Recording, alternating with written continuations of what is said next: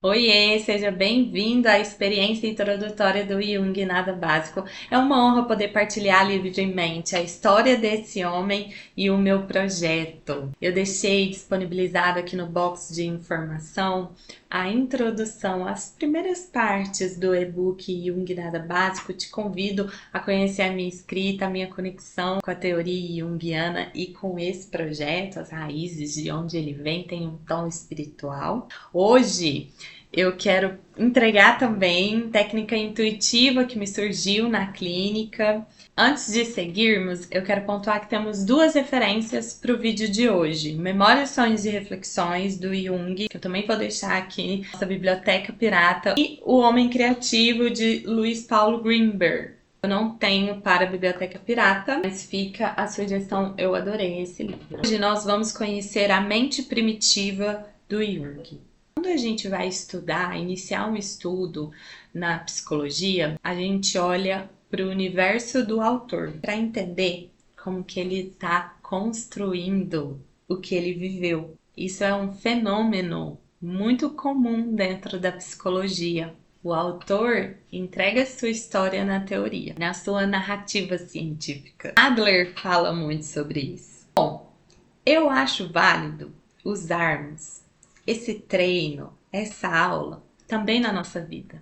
A propósito, quando a gente conhece alguém, a gente entra no universo dessa pessoa. O que eu quero entregar para vocês é essa possibilidade de estar com o outro, acompanhar a história, a narrativa do outro e também viajar no nosso universo simbólico. A gente vai fazer a colagem mental com Jung, é o nome que eu dei para essa experiência intuitiva que me surgiu. Um fluxo de imagens e símbolos que surgem a partir da narrativa do outro. Isso nos faz aproximar do universo do outro. Isso nos faz separar o eu e o outro, porque aí eu vou dando um lugar simbólico para ele.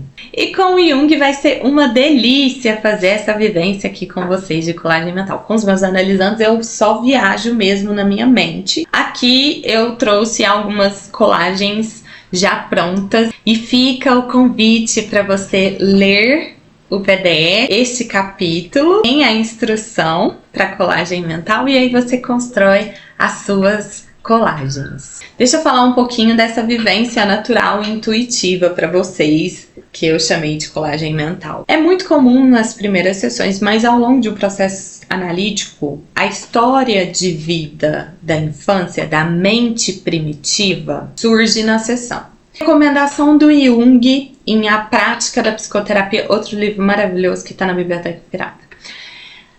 Quando a pessoa vai contar sobre a mente primitiva dela, sobre a história da infância, o nosso papel é colher o máximo de informações possíveis e dar espaço, estar presente para que essa pessoa também simbolize. A colagem mental já é um laço no luminoso, naquilo que não é visto. Então, você está se conectando com a pessoa, com a colagem mental, porque a sua mente, o seu inconsciente está criando cenários para a narrativa daquela pessoa. E na psicologia analítica, a gente fala da comunicação entre inconscientes. Muitas dessas imagens podem surgir de uma sincronicidade. Quando eu estou escutando a narrativa de alguém da infância, da mente primitiva, automaticamente isso surgiu com a prática clínica e a mente começou a me entregar cenários, imagens, colagem. Eu fico colhendo o máximo de informações possíveis, porque eu não estou apenas escutando, eu estou vivendo a narrativa com a pessoa. A pessoa está me entregando a história e minha mente está construindo o desenho, o cenário. Isso é uma delícia, eu amo viver isso, eu amo ser analista. Quando a pessoa vai fazer a transição da temática, do cenário, da fase de vida, aí minha mãe decidiu mudar de casa, eu vou e faço uma pergunta como um corte, para cortar também a narrativa daquela pessoa, para cortar na minha mente aquela criação, como se eu estivesse mudando de página. O corte que eu faço, ele é curioso, parece ingênuo, bobo. O analista, ele tem muito disso. Faz uma pergunta como se não quer nada. mas que é muita coisa. Uma pergunta bestinha, a gente está puxando algo ou abrindo a perspectiva, a mente, do analisando. Vamos lá sentir um pouquinho desse processo de colagem mental com teoria junguiana e a narrativa da história de vida de Jung. Para iniciar, teoria junguiana. Gente, por que a criança interior sempre repete? Sempre tá na nossa terapia, na nossa análise, nos nossos processos de despertar, na ayahuasca. O que acontece? A criança interior é a mente primitiva. E a mente primitiva é realmente carregada de muitos traumas, porque são as primeiras conexões psíquicas marcando as dores de ser humano. Em algum momento da sua infância, você foi deixado sozinho. Isso vai marcar na mente primitiva o desamparo. Nós nascemos inconscientes e nos tornamos conscientes à medida em que a nossa psique, a nossa mente amadurece, se desenvolve. Na primeira infância, a maior parte é inconsciente. E o inconsciente está trabalhando.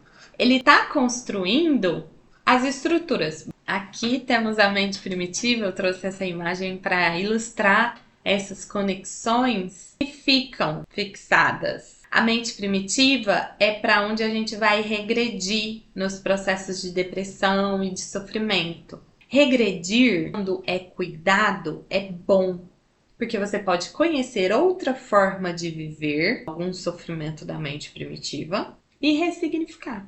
É isso que a gente faz em terapia.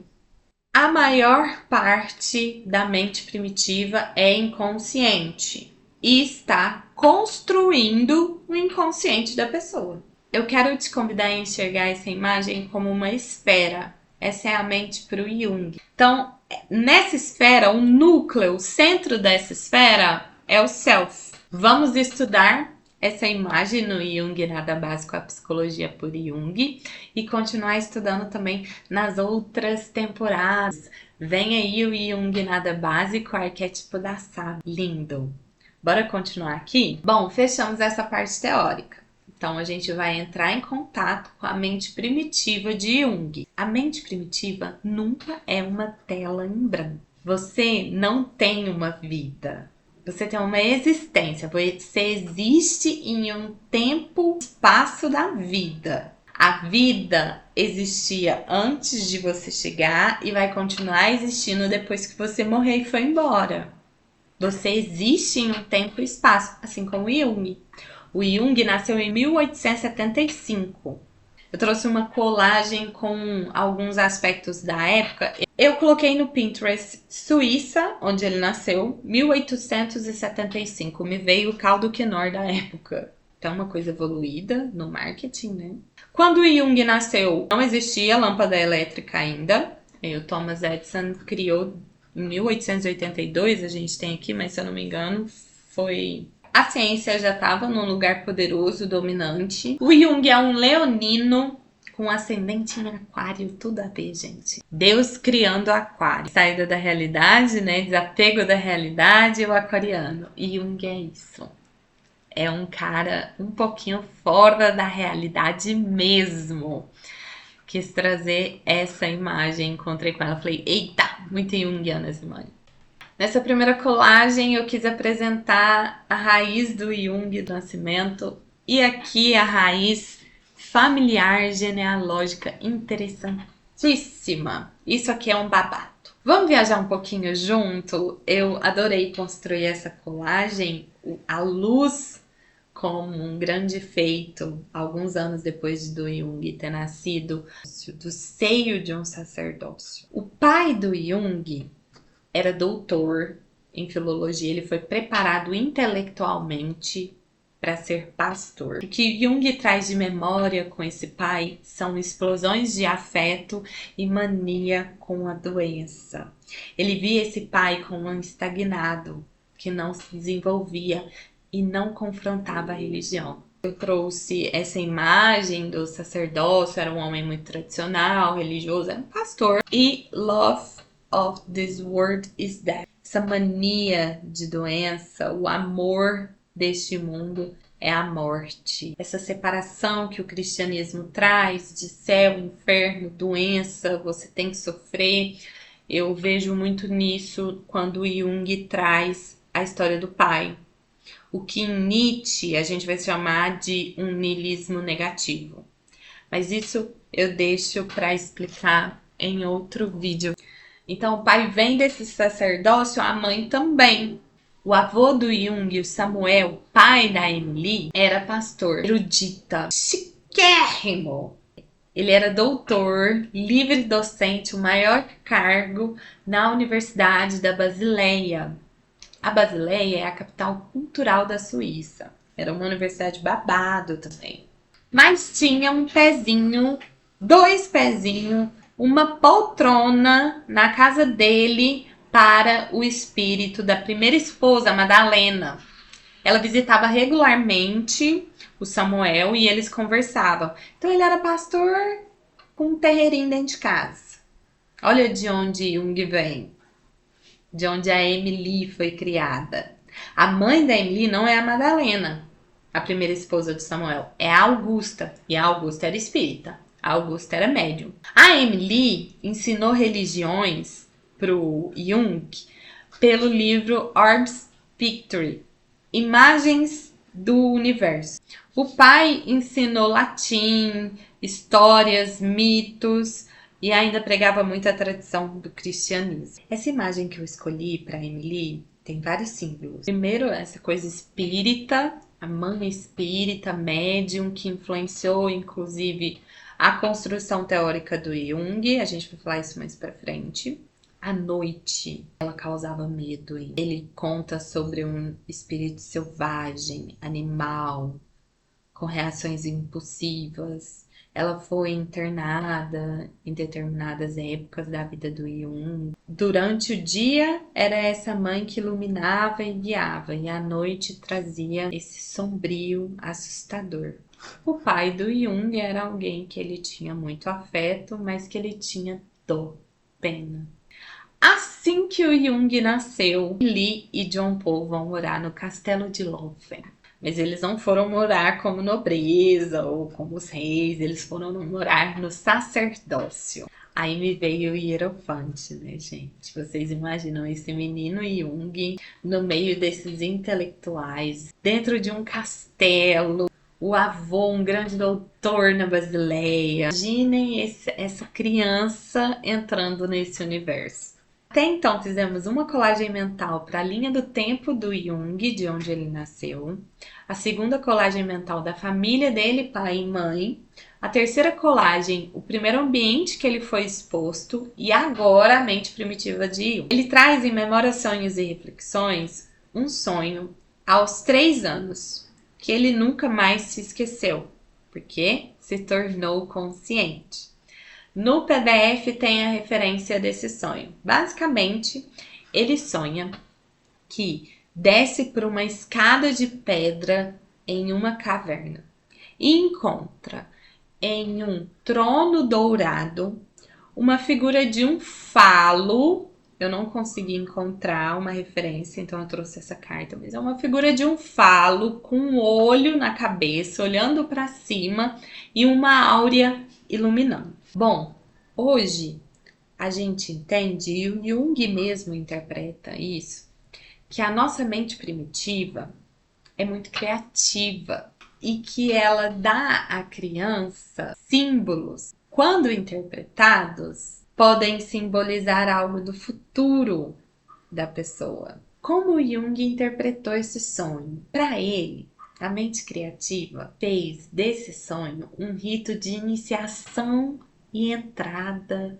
ao mundo da psique. Que essa caverna por onde ele desceu a escada de pedras é o inconsciente, a psique, o mundo das sombras. Que esse falo é uma imagem criativa, é um falos criativo. E que esse é um rito de iniciação para aquela criança, que era uma criança solitária, introvertida, gostava de brincar sozinho, de fazer desenhos, rabiscos. Esses aqui são os desenhos de Jung que ele fez entre 1915 e 1930 para o livro vermelho. Ele continuou alimentando a criança, a mente primitiva que gostava de desenhar.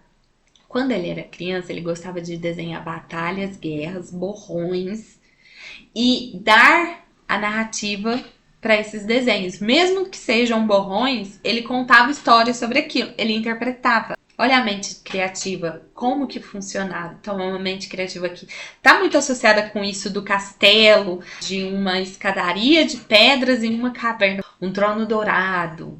Aos 7 anos, ele inventa uma brincadeira seríssima. Manter acesa a chama de um fogo na pedra de um muro da casa dele. E só ele podia manipular o fogo. As outras crianças podiam ajudar trazendo madeira. Em frente a esse buraco na parede com a chama do fogo, tinha uma pedra. A tal da pedra. Vocês já ouviram falar da pedra, na história da pedra? Que Jung senta e se pergunta: eu estou sentado sobre ela, mas a pedra pode pensar: ele é que está sentado sobre mim. Então, eu sou aquele que está sentado sobre a pedra ou sou a pedra na qual ele está sentado? Olha onde a mente dessa criança vai. É uma mente primitiva que está filosofando. Aqui já está em amadurecimento, desenvolvimento, já está muito consciente da diferença entre o eu e o outro, que é isso que essa filosofia fala. Algumas pessoas simplesmente se tornam um sofá e se afundam nele. Se tornam um Instagram e se afundam nele. Às vezes é bom pensar: o que sou eu, o que é o Instagram e eu rolando aqui? Será que eu não sou o próprio rolar o Instagram? Olha a filosofia de Jung fazendo sentido pra gente dar uma viajada agora e tomar consciência do que a gente está fazendo no agora, no presente, com o celular na mão e ir separando. Eu não sou um rolar do Instagram. Eu sou uma existência e tenho uma vida para preencher. Entrar em uma discussão filosófica ali na infância, mente primitiva de Jung, foi criativo. Tanto é que não demora muito e ele faz a própria pedrinha dele, de 6 centímetros. Ele esculpe um homenzinho, ele coloca no estojo, faz uma caminha, uma casinha para esse homenzinho de pedra. E sempre que ele sente uma angústia, uma coisa estranha, ele vai se encontrar com esse homenzinho. Ele pega o homenzinho, escreve um bilhetinho em um papel petitinho, e esse bilhetinho é uma linguagem secreta que o Jung inventou na época. E ele faz bilhetinho, enrola, entrega para o homenzinho, faz um ritual com o homenzinho e fica bem. O Jung interpretou isso como um movimento de compensação. Lembrem-se, é um menino no meio de intelectuais sacerdotes dentro de um castelo. E depois de 35 anos, o Jung descobre que os nativos australianos têm um ritual mais ou menos parecido com o que ele fazia com a pedra. São as churingas. Eles escreviam nessas churingas os mitos da sua tribo, escrevia sobre os deuses, era um instrumento utilizado em rituais de iniciação, em rituais de cura.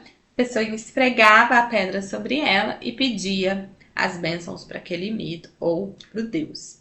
Assim como Jung fazia, né? Ele ia se encontrar com o homenzinho para compensar a mente dele. O que fundamenta a minha espiritualidade e tá na teoria junguiana é a sincronicidade. Não existem coincidências, nada é por acaso. A interpretação de Jung é que esse homenzinho que ele esculpiu lá aos 10 anos é uma divindade da criatividade. O que me prova que realmente nada é por acaso.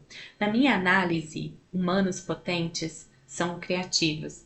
E essa potência se encontra na possibilidade de fluidez da própria história. Vejam, a cria do sacerdócio, introvertido, criativo e ritualístico. Esse é o pequeno Jung, e nós enxergamos ele na teoria dele. Esse homenzinho representava um cabiru, uma divindade relacionada com a origem da vida e a criatividade, embrulhado em seu manto, oculto na quista, na caixinha. Mundo de uma provisão de força vital e pedra oblonga e escura. Eu te convido a ler o capítulo, se apropriar das informações da história com mais profundidade no PDF e criar as suas colagens para Jung. O que fica muito forte nas minhas criações é que a gente inicia com luz e vai caminhando para algo bem trevoso e chega em muita pedra. A pedra repete, né? O primeiro sonho que ele se torna consciente, a escada de pedra, a chama na pedra, sentar na pedra em frente à chama que estava lá dentro. É interessante, né? Como vocês interpretam esse tanto de pedra? O hierofante, o sacerdócio. O Jung vai continuar, a gente vai ver nos próximos capítulos da introdução muito mais dessa mente primitiva do Jung. Te aguardo no próximo vídeo. Gratidão por acompanhar. Espero seu comentário, suas interpretações. Beijo!